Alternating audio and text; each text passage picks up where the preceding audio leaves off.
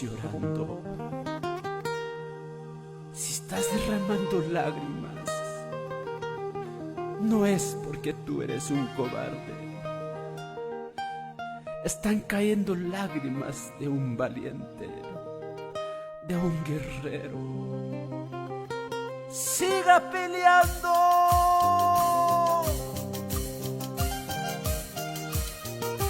Estas lágrimas que derramo no son lágrimas de cobardía, son lágrimas de un valiente, de un guerrero. Te atreviste a pelear la batalla, te atreviste a guerrear, pero Dios jamás te dejará. Ahí donde estás llorando, levántate.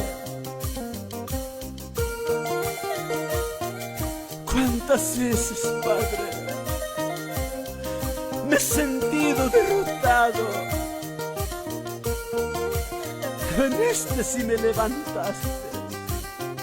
Las lágrimas que derramo no es por cobardía. Hay lágrimas de un valiente, lágrimas de un guerrero.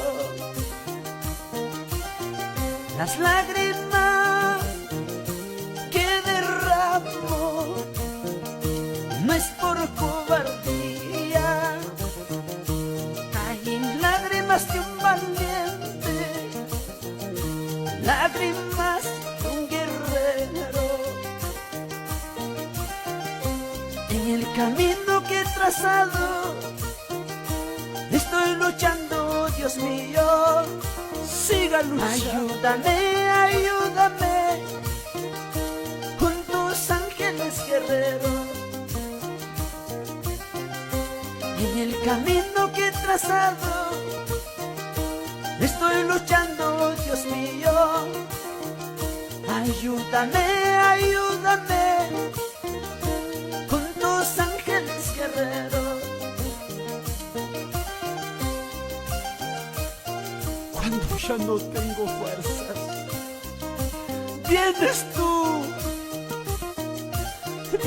tú, me levantas. Cuando tú pasas el desierto,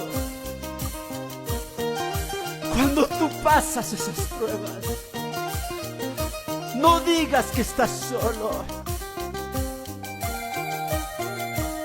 Él viene y levanta.